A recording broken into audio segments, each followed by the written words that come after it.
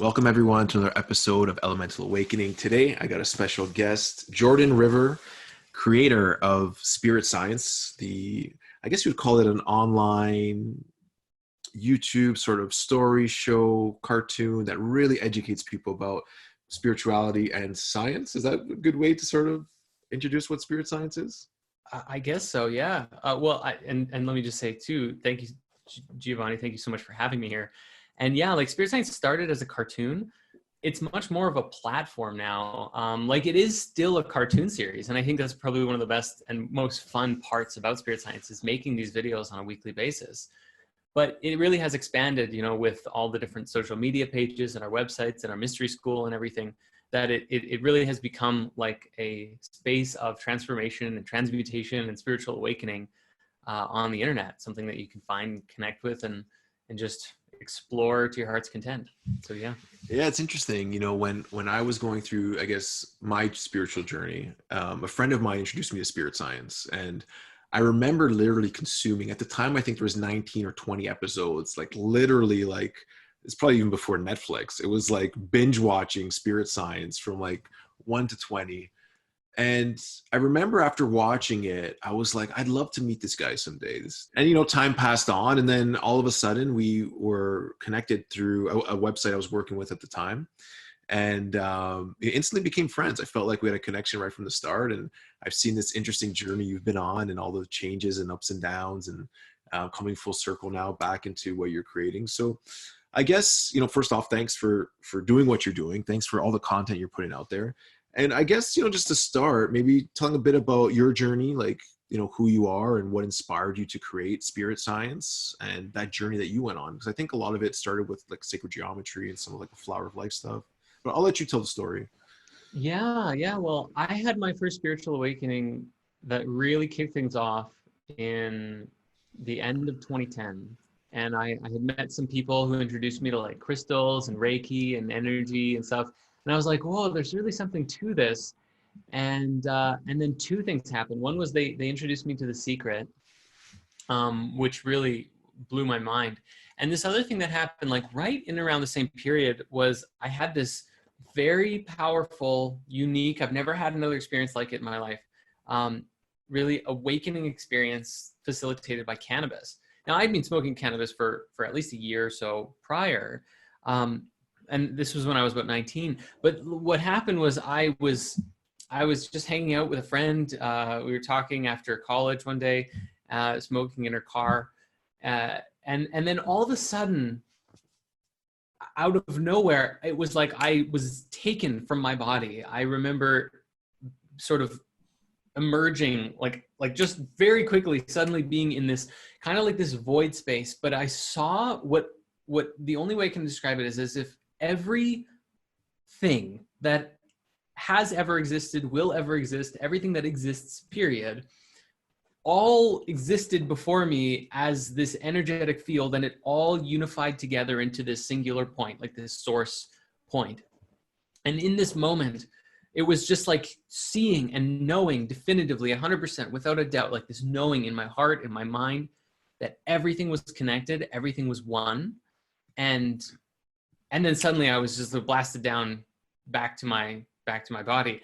And I remember I just was like freaking out in the car with my friend, being like, I understand everything. And she's like, oh, you inhaled for the first time. And I'm like, I don't think that's what's happening. It was a really funny experience. But at the same time, like, it was so profound that it completely changed my nature fundamentally. And it really set me on this path. And I think like looking at the kind of things that I was interested in beforehand, like I was naturally drawn to that material, to that, there's a lot of very spiritual animes, for example. There's video games that have hidden symbolism in them and stuff like that, right? And like those were the kind of things that I was interested in, but I never made the connection that any of that was real or had any merit or validity. But then after I woke up, I looked back and I'm like, oh, then it makes sense why I was into, these like specific games or shows or just like telling these kind of stories, because I've been doing animation for a long time too.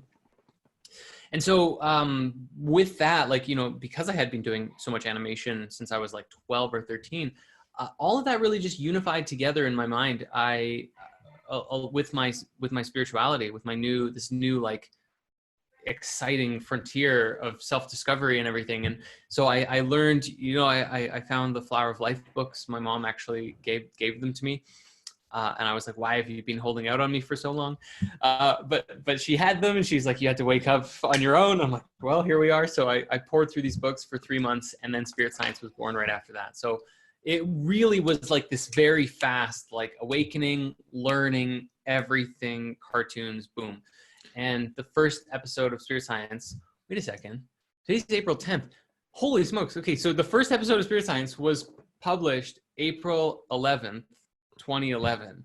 And that's tomorrow, 9 years to the day. So that's Wow. I didn't even think about that. So yeah, because today's April 10th as we're recording this. That's wild to think about. So we're almost at the 9-year anniversary of Spirit Science in the day. Amazing. Wow. Well, okay. That's yeah. Just thank you for bringing that back to my awareness, because I probably would not have remembered it. Anyway. Very cool.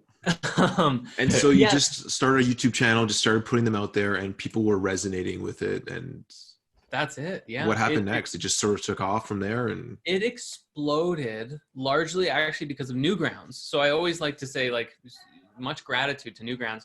For those who are unaware, Newgrounds is a website that was designed around like people making and uploading their own like Flash cartoons and Flash games. And Flash was like the old software, SWF software and stuff like that. And, it's like those very cartoony games and movies and stuff online. And so I was publishing my videos there, and then Tom, the guy who runs Newgrounds, front paged episodes 5 and 6. And because of that, it actually ended up stimulating a large number of traffic on my YouTube channel, and YouTube blew up, and the videos just started getting more and more traffic, and pretty soon it was like 100,000 views per video, and we just kept going, and yeah, from there it's just been this continuous stream of Spirit Science growing. And I guess along with that is me learning how to do it as like as a thing, because when I started, it was just me in my parents' basement animating cartoons about things that I was interested in, right? But as social media pages get bigger, as with the development of websites and all of these things, like I've had to learn how to work with others and kind of have sort of like a business, but also treat it like an organism, treat it like a community, a family, a co-creative space, so that it doesn't get bogged down by the rigidness of what can often happen in companies or business settings. So that's been part of the lesson here as well, because I have, sort of this expanded vision of what I want to create with Spirit Science. And I'm going to have to harmonize and unify a lot of different systems in order to make that happen. Mm-hmm. Yeah. So what would you recommend to people like nowadays that are thinking about starting a YouTube channel? Do you think it's still something that can be grown from scratch, based on your current experience, what you've seen over 9 years? Yeah. Well, first, absolutely. Like, I mean, you can do anything that you set your heart upon. And the big thing is before you get started, really check with yourself and see, is this something that you'd be willing to commit to long term? Because as with like literally every YouTube channel, especially starting today in a world that has very, very saturated, there's a lot of content out there already, and the whole thing is run by algorithms and stuff like that. So you really have to be willing to go in the long haul, for the long haul, to see it through, to do it. Like if I had made 3 episodes of Spirit Science and then stopped, and that was like, I'm good, like it wouldn't, like it only continues to exist because I keep making them, kind of thing. Like it otherwise everything just dies down. So you have to be willing to consistently contribute to your work to do it. And then I guess I would say, for anybody, like just like entrepreneur in general, not just YouTube, but for any entrepreneur, it's kind of the same thing. It's like, you got to be willing to commit to it. And you also have to expect that there is going to be ups and downs. Like you're going to have successes and you're going to have failures, and like, just brace yourself, prepare yourself for that point in time when things crash, because it's a part of the learning journey. Like I can't tell you how many times I've crashed. And like, there were times where I almost lost spirit science completely, where like ownership, other people took control of it and said that it's mine, or you know, theirs rather. And like all these, like, there's been so much drama, and it's all been a valuable lesson. But again, the only reason it still exists is because I was like, I'm still doing this. And I think that's really the thing, is like, even with me, I've gone deep into debt to try and figure out how to not exist in debt, because learning how to make money in an ethical, spiritual way also is a challenge, is something to learn. So there's many different aspects, many different layers, and having a good, like, I guess just like, if your heart is set on it, you can see it through. And that's really the great secret. This is like a big spiritual lesson for all of us too, is regardless of whatever you're creating, your intention is like steering the reality field. Like this is the Institute of Noetic Science. Like Dean Radin is doing scientific experiments that demonstrate that your consciousness, your intention steers what happens in life.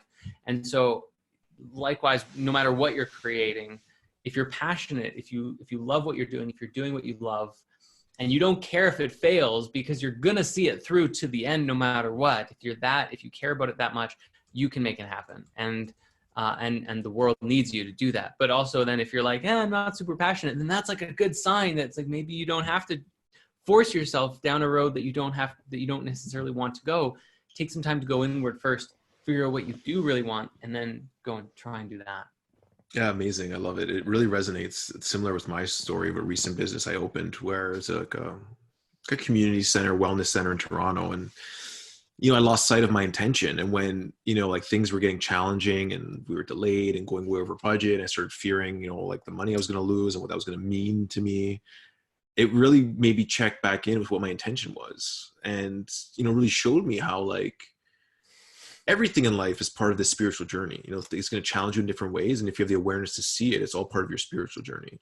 You know, people see it as their career or as these things that happen in the world, but everything, even like what's going on right now, as we're filming, this coronavirus is going on. And, you know, a lot of people see it as this external thing that's affecting them, but they don't realize it's affecting their consciousness and how they can respond to it and what it's really bringing up within them. You know, where's that fear rooted in? You know, it's an opportunity for growth and transformation in, you know, this crazy environment that we find ourselves in, you know. And the craziness comes from your perception of it. You know, you can be centered and calm, or, you know, going a bit loopy. So yeah, I totally resonate with that, the ups and downs, and agree, like, business can be a spiritual process, you know, like all the challenges, all the decision making and the different things that come up. It has to be. I did an interview actually with Jerry from Rhythmia recently, and asked him, like, you know, like, what is the, you know, I was asking him about spiritual business, and he's like, we have to understand that everything is a spiritual business, even things that you would never imagine to be spiritual business. You know, like he was giving examples like prostitution and stuff like that. But the reason why, and the reason why he said that is like, every business is just souls serving souls. Like, regardless of how connected or disconnected people are from their souls, they're still people with hearts, with souls. And those souls are just, we're serving each other in mass. So if we can do things that actually nourish the soul, then we're actually getting into the realm of having a spiritual business that fosters more spirituality rather than more disconnection, even though it's still souls serving souls. So it's a very interesting idea. I really like that concept. Yeah, I love it. I love it. So tell me a bit more about Patchman. Who is Patchman, this main character in? Is it like an alter ego for Jordan River, or totally random character that you came up with? That's a good question. Patchman, I didn't actually create, but today, you ask most people, and most people would just say that I'm Patchman. And so I kind of am Patchman, I guess, because I voice him, and he's kind of a reflection, like a cartoon reflection of my consciousness. I once played with the idea of like, oh, Patchman's like a channeled being and stuff, but that was really just for fun. But like the story of where Patchman came from is actually like when I was maybe 14, I was making cartoons on the internet, you know, on like these random little websites. Newgrounds was one of them. And I remember I connected with this guy. He was like a year younger than me. So he's like 13, kind of lives on the other side of Canada. And we just started talking, and he was like, dude, he's like, your work really inspires me and I want to make cartoons too. And I was like, that's great. You know, like cartoons are so much fun to make as this little kid, right? And so he created this character Patchman along with a bunch of other little characters, and then he didn't really ever do anything with them. And so eventually, like 4 years later or something, I had been working on this series of mine called Exile, which I'm now turning into a book, and it's become like this quasi crazy spiritual adventure, like a mix of Lord of the Rings and Harry Potter and a bunch of other future, like Cloud Atlas. I don't know. It's like all these crazy genres merged into one, but it's becoming like this sacred geometry, alchemy, magic book kind of thing. Anyway, the point is like I've been making this cartoon since I was 14. And each episode took me about a year to produce. And it was like a fully animated epic. I'd only ever made 4 episodes. So I was about 18, and I was so tired of doing these really long episodes. So I had these ideas for some animated shorts, and I reached out to my friend because I thought the character, just Patchman, appeared in my mind. I was like, that's the perfect character to use. I reached out to my friend, was like, hey, can I use Patchman in a cartoon? And he's like, totally. So I did that 2, 3, 4 times. And eventually he was like, listen, just give me $100. Patchman's yours, and you can do whatever you want with them for your whole life. And I was like, done, easy, because I was going to make all these little short cartoons with him. And then maybe within like 5, 6 months of that point, I had my own spiritual awakening experience, and Patchman also became enlightened in the process. Like you can go and find, this is just for the sake of his historical context, I guess. You can go and look up like Patchman cartoons on YouTube. Like one's called Simple Pleasures, another one's called The Dark Knight. It's kind of a Batman spoof.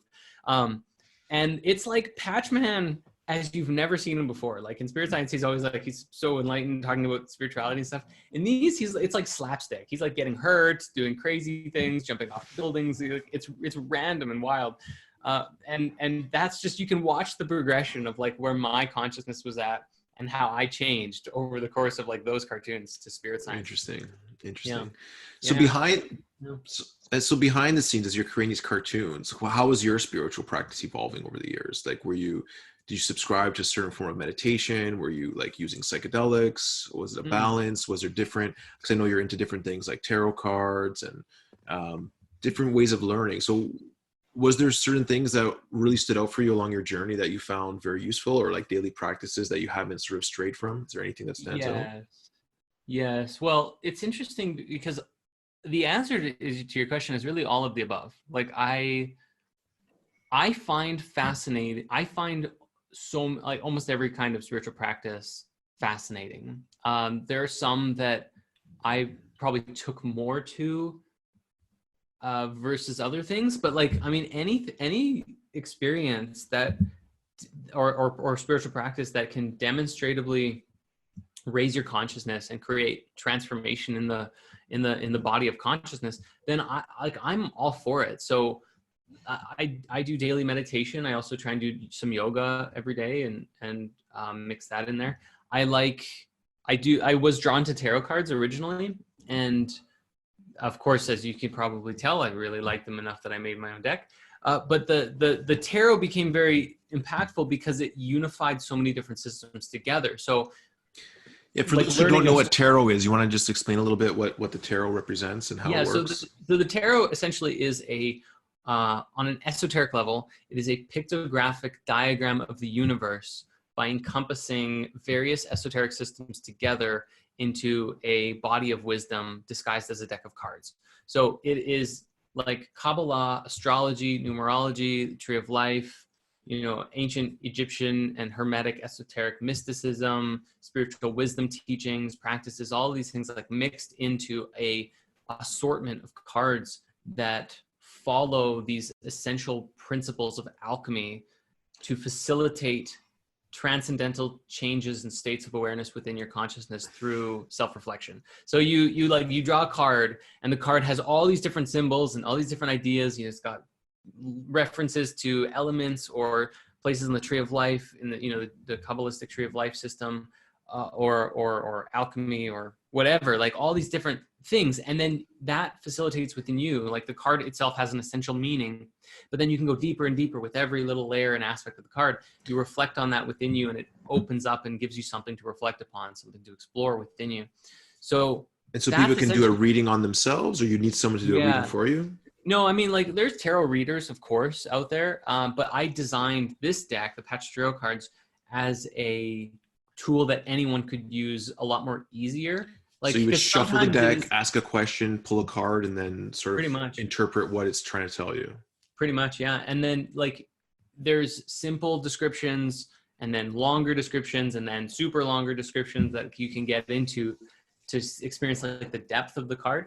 But the yeah, and then like we even have like a very simple version which you can get in the app stores, like Android and iOS. There's a Patch Tarot app, and you can, like, you hold the button and you shuffles the thing, and then you draw a card, and and it'll provide the little descriptions there for you to have like a reading experience right there on your own. So you don't need necessarily a reader. You can get one, absolutely, and sometimes I think that's useful.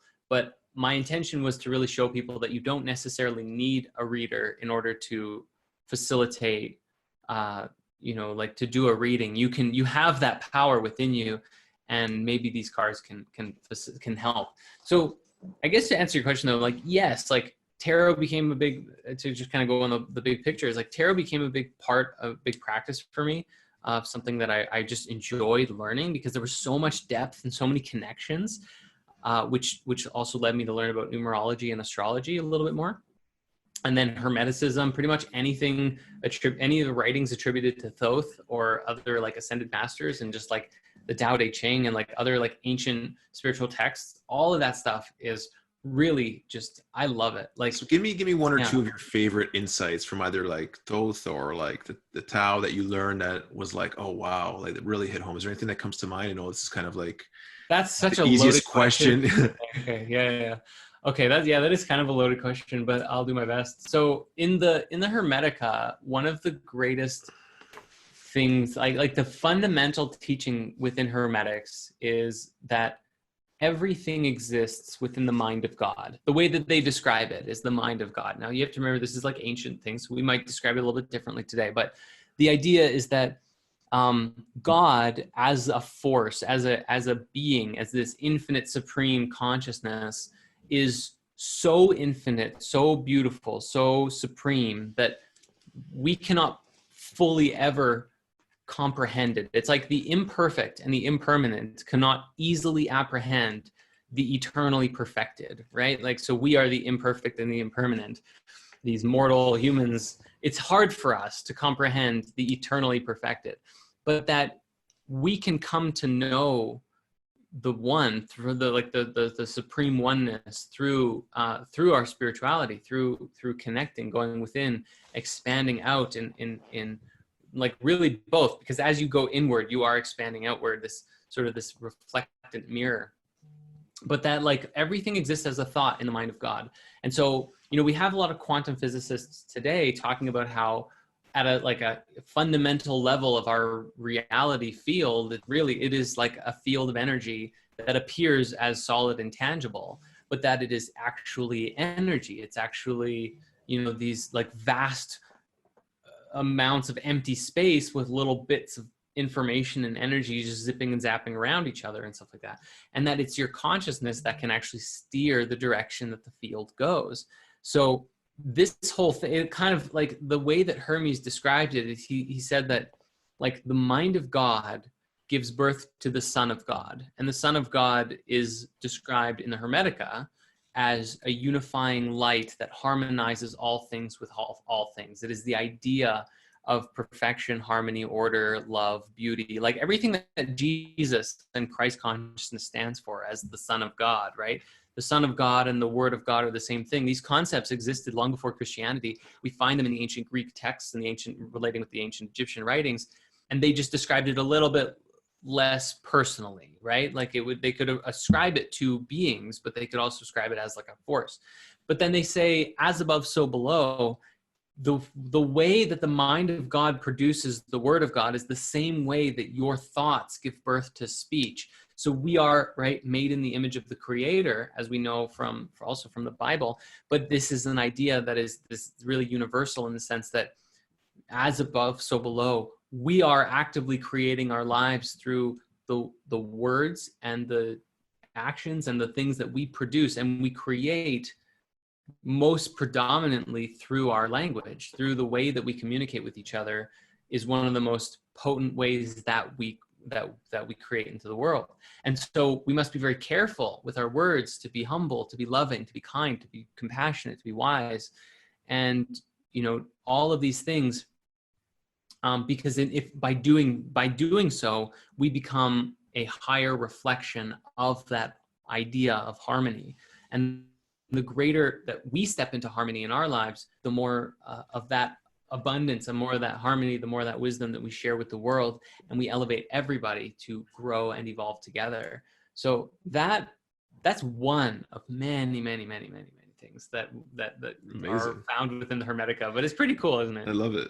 And so over the years, you know, you've done a lot of personal seeking, and you've done a lot of introspection, a lot of learning about different philosophies, and you sort of culminate a lot of this information, a lot of this knowledge, and you created an online school. Is that what sort of the spirit sciences evolved into? Because you know, from my understanding, it was like you were getting all this amazing information out there through the episodes, and people are probably asking to go deeper and wanting to learn more.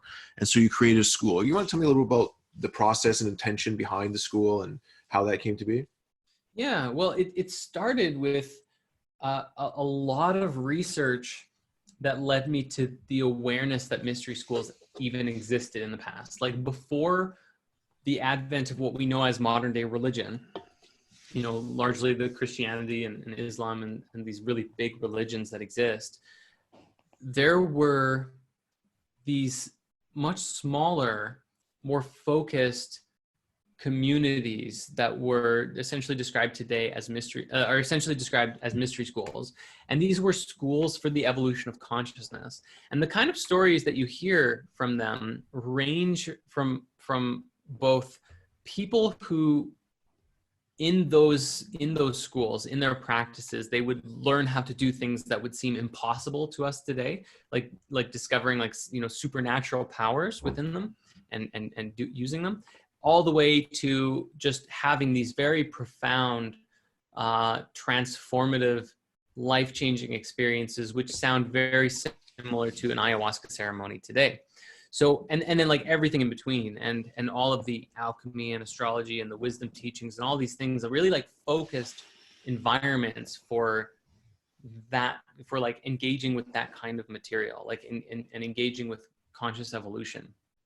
So historically speaking, a lot of that was all shut down after the Roman Catholic or the Roman Church or the Roman Empire adopted Nicene Christianity, became the Roman Catholic Empire, and shut down all of the mystery schools basically, and said, if you don't follow our religion specifically, we're going to kill you. And they did. So a lot of the wisdom teachings and stuff kind of went into hiding for a long time, reemerged, you know, through the Renaissance 1,000 years later. And we have time going on. We have little pockets of occultism and esotericism and stuff like that kind of popping up until, I mean, like this is still really going. And it's just today we see this kind of reemergence of all this information because of the internet. People can publish whatever they want to. And a lot of the information is now starting to actually be shared. So that was the first, like, I was made aware of a lot of that and really went deep into it and made a lot of my book, the Book of Spirit, be about that subject and that conversation about the ancient mysteries. And then it was actually a experience where I went to Arrhythmia and I did an ayahuasca ceremony or 4 ayahuasca ceremonies over a week, where I basically had this experience where I was visited by Thoth in the ceremony, you know, this ancient Egyptian god of wisdom, or the ancient Greek god of wisdom. He's all the gods of wisdom. He's the Roman god of wisdom. He's the Greek god of wisdom. Right, like just different names, right? He's a very, very wise guy across the board. Very wise guy, basically, is appearing to me in these ceremonies and is guiding me in to expand my consciousness in so many ways. He really, foundationally, I would say he taught me how to be wise. But I think there was many seeds planted there that I didn't even comprehend, because shortly thereafter, like, you know, I'd come home and a week later, like, there's just these big changes coming into my life, new awareness, new ideas, new understand, like new things that are happening. And the next thing you know, I'm just like, I have to make a mystery school. In fact, I remember in ceremony seeing the name like Spirit Mysteries. And I was like, oh, that has to be a thing. What is it? You know, it was like, let it come was sort of like the wisdom that I received. So it was like, I was guided to make a mystery school. And how do you do that? So I was also guided to a mentor who could teach me how to establish and build like you know, an online platform like this, and one that could eventually even, you know, translate into a physical environment too. Because I have this big dream of one day building like a large pyramid healing center, gathering space, community, spiritual evolution environment that like is a part of the mystery school too. One thing at a time though. So we started online, and just, yeah, over the last probably 6 months or so, we've started launching it and working with the people who've come into it and are just seeing profound results. Like it's not a day goes by now where I'm not seeing new comments coming in from people describing how profoundly impactful and transformative their lives have been just by even like the first week in the mystery school, you know, like going through, often people come in through our 7-day transformation. So it's like a week-long sort of intensive course. And by the end of it, people are just like mind-blown level of life-changing experiences. So I'm just really grateful to be able to create all of this. And the intention, as just, I guess, to close on this thing and to answer your question from the beginning, the intention is the evolution of consciousness, is to continue the legacy of the ancient mysteries, and to push the limits of what we think is possible by exploring the mysteries within, the mysteries without, the mysteries of the universe, and just yeah, exploring it very, very openly, and evolving your consciousness in whatever way that looks like. Yeah, I think it's much needed in the times we live in now. I think that a lot of people are searching for answers. A lot of people are feeling this internal like disconnection with, you know, the sort of story or reality that has been constructed around them. Like something feels off, that there's got to be more. Mm-hmm. And there's nowhere really to reach out to. Like for me, you know, like, and I guess that's part of the journey, is the seeking of to finding the answers, right? And I think having a mystery school is a great place for many people to find, you know, like, I'm not necessarily saying like the answers for everyone will be in there, but it'll definitely be breadcrumbs for everyone's path to start getting closer to finding what resonates and what their truth is. You know, because some people it may be through meditation, some people may be through Buddhism, some people may be through ayahuasca, some people may be through a combination of all of them, you know.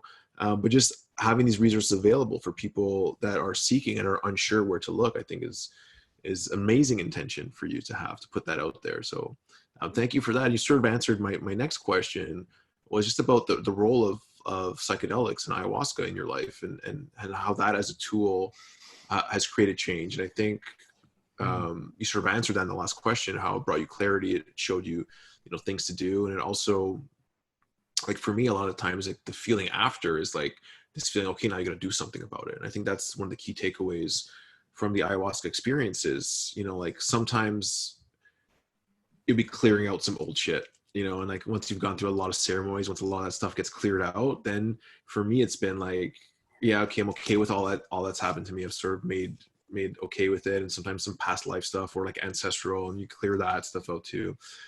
But then once you sort of get to a certain level of clarity, it's like the insights are coming and it starts showing you things that are potential sort of outcomes. And those potential outcomes, then it becomes you to make that choice to take action to sort of make that happen. It's like, here, this is something that, you know, can be created if you are willing and want to do that, you know. So then it's just coming back into reality and saying, okay, like I had that insight that I can do this, I can create this mystery school, but now I need to choose to take that step forward and do it. Is that similar to your experience, like from your experiences with plant medicine? 100%. Yeah. Yeah. No, I mean, I That's I how, when you said love, it, that's how I interpreted it, because I resonated with the exact same way with my own yeah, experiences. my first plant medicine experience outside of cannabis was LSD, which was on 11/11 of 2011. So that was kind of special. But it ever since then, like all of the or almost all of the plant medicine journeys that I've had have been very, very potent and often very healing and very revealing. There have been a couple, harder trips and bad trips and whatnot in there. And usually that comes from not being in the best environment or not having a good support system around me. I think that, like, in many cases, I've done ceremonies by myself, and most of them have been good. But at the same time, like, I think that it's always like just so much more potent and better when there's shamans and stuff like that, right? So I highly encourage, like, for people who are curious about, trying ayahuasca or what have you, is really to seek out, like, go to Rhythmia or go to, a place with an actual shaman where they can guide you and really be in service to you and support you. Because unless you're a very, like, a seasoned vet and you feel very confident and comfortable going in and navigating those psychic realms, you never know, where the medicines can take you. And I think that even in the end, even if you have a bad trip, like, that can be a very powerful lesson for you in the long run. It doesn't become immediately apparent if you're not consciously working with the energies to create a transmutation, right? Like, even with ayahuasca, you can have an experience that's really challenging and very difficult to go through. But usually at the end of it, you're like, wow, I get it. Like, there's a bigger lesson here. I'm grateful, and that's a part of the journey. Yeah. So it's good to, but one of my mentors, all in all, sorry.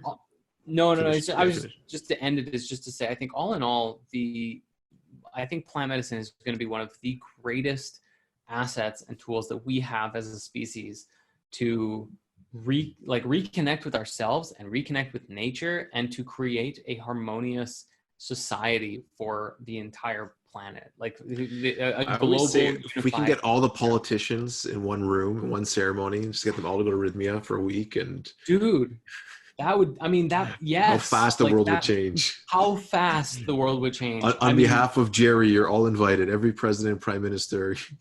I would love to. Yeah, let's get Donald Trump and Justin Trudeau and whoever runs, and the Queen of England to go and do ayahuasca right now. That would be so powerful. So awesome. I was going to say on the bad trip thing, like, one of my ones, there's no such thing as bad trips. Yeah. All the bad trips are perceived as bad because it might be scary, might be bringing things to the surface that you've just suppressed so deep you don't want to see, or you're coming up in an environment that you're not ready for. So, like, if you're going out doing LSD and running around the park or like at a party and something comes up, it's trying to show you something that's within you that's going to be very scary and very hard to sort of to see. But ultimately, it's always there for you to sort of raise your consciousness, learn something about yourself, bring something to the surface, and have more awareness about who you really are. Well, this is sort of the thing. And again, it's like that, who knows what's good or bad sort of, parable. But the thing is like, if you open yourself up, because this is what's happening. When you take mushrooms, when you take any sort of psychedelic, you really are opening up your energetic fields to psychically tune into a greater body of consciousness and to tune into yourself deeper. So you're really opening up these psychic channels. And when you do that, if you like forcibly or put yourself in a position where you take in a really low energy or a negative energy, like something that's really unhealthy, then I feel like that can actually affect you mentally in a negative way. Like that, like if you took LSD for the first time and then went to a rave and had, like, it's just so much energy and there's so many people and they're grinding on each other, and it's just like, as opposed to taking LSD and there's just like being in nature and just like lying down in the grass and enjoying the trees blowing, like, it's a very, very different experience of what you're receiving. But because, like, we know now that mushrooms, especially mushrooms, but like psychedelics in general, we know that they're like helping you to rewire your brain. Like, we know that people who take mushrooms can use them to rewire their brain so that they're not addicted to cigarettes or not addicted to drinking and stuff like that ever again. So if you're rewiring your brain, but then you put yourself in a state where you're going to rewire your brain negatively, then you might actually come out of the experience worse than you were when you started. So it's for that reason, I think, and I would still agree, like, that can be a lesson for you to show you something. But if you're not trained in the psychic realms, if you're not really conditioned your mind to be like, how is this a lesson, and like consciously work with it, that energy can just take you and you can lose yourself in it. And that's like the darker side of the moon card in tarot, which basically says like, you have to keep it's like that narrow path that Jesus talks about, right? Like the narrow path to the kingdom of heaven, eye of the needle and everything. Like you have to be very focused on connecting with your heart and your soul. Otherwise, it's very easy to lose yourself with all the distractions and the chaos of the world. So for that reason, I do say it's still better to err on the side of safety and like Always. make sure that you're doing it in nature or with people you trust or with shamans, and with intention as well, right? Because if you're just like, oh, let's party, it's definitely not the same as like using it ceremoniously for the evolution of your and connection with your soul. So yeah, that's I guess what I would Awesome. add. Awesome. So yeah, I guess last question for me is, people who are starting down this path, other than watching the whole spirit science saga from start to finish, are there any books or resources you'd recommend for people, like maybe one that really was impactful for you? Hermetica. Anything written by Thoth? Okay, no. So the number one book that I have to recommend is The Ancient Secret of the Flower of Life, because Drunvalo just puts like such a clear, just like a whole picture together. He really explains all, like so many different layers of the spiritual awakening process and all these different things. And I think that's very, very valuable, like just to explore. But if someone didn't want to read that, then you could watch the first season of Spirit Science, because it was basically based on some of the similar material, lots of the same stuff, especially the history movie. But then from there, yeah, like the Hermetica is huge, especially the newer edition by Timothy Freak and Peter Gandy. They did like a modern translation, which is really amazing. If you're really going down that path with like the Hermetic kind of stuff, the Emerald Tablets of Thoth is also a very profound read. But I'll say from my experience, the first time that I read them, they were incomprehensible to me. So it took me walking on my path and growing as a person to get to a point where I could read them and they actually become more understandable. Well, yeah, they say there's some books you can read like 10 times in your life, and each time you read it will mean something totally different. Like some of these, especially some of these very ancient spiritual texts. Like for me, I read the Bhagavad Gita in 2009. Yeah. And where I was then, and if I read it now, which I've been thinking about rereading it, it'd be a totally different read. There's so many things that probably went right over my head at that time because I just didn't understand what it was saying. That's true. So true. Yeah. So please continue. You were going to say one more, I think. Well, yeah, no, the Tao Te Ching also is a very, very powerful book. I would also add that to the list in terms of like spiritual evolution, understanding the nature of spirit, understanding the qualities and virtues of the soul. All of those books are really good at helping one connect with the soul. If you're looking for more of like the history of the world, I mean, anything by Graham Hancock, like all of Graham Hancock's books are really profound. Really good, yeah. And you can also watch like all of the Joe Rogan podcasts with Graham Hancock to get, and like actually Graham has made a number of big presentations that are all up on YouTube as well. Like those are all great to watch. But like the list could go on and on, truly. Like there's a lot. And I guess I would also suggest, for someone who really wants to go into it, with kind of the stuff that I've been talking about with like the tarot and stuff, I probably recommend the Book of Patch and the Book of Spirit, which are my books. And those are just like from years and years of working with the tarot and learning about the ancient history and the ascension process and the journey and all this stuff, compiled into 2 books that kind of go hand in hand with each other, like a left brain and a right brain, to just engage readers with just thought-provoking, mind-changing pieces of ideas of wisdom, teachings, and all just merged into one. So I'd probably I'd recommend those on top of that whole thing, but I'm not trying to like, sell my books, but those are, I put a lot of love into them. They're out there. I'm sure they're incredible reads. So where can people get a hold of you? I know YouTube channel, Spirit Science Studios or Spirit Science period? Well, the YouTube, you just search Spirit Science and you'll find it, but I think it's, well, yeah, just search Spirit Science, you can find it. And then our website is spiritsciencecentral.com. Cool. So guys, please check out Jordan's work. He's a great guy. He's up to some great things. And also the school, check that out as well. The mystery school, Spirit Mysteries. Spiritmysteries.com. .com. Yeah, check that out. And just want to thank you, Jordan, for all the work you've been doing, for the thousands of people you've helped through your work. Sometimes I'm sure you don't even see the transformation that you sort of sparked in others. But I know that it was one of the key things at that time that really sort of sparked my intuition and sort of my curiosity into some of these things that led me a lot deeper on my journey. So for that, I thank you. And for all those others who listen to this, dive in. There's lots of great content. Support Jordan, and thank you so much, brother. Appreciate you. Dude, thank you so much for having me. This was great.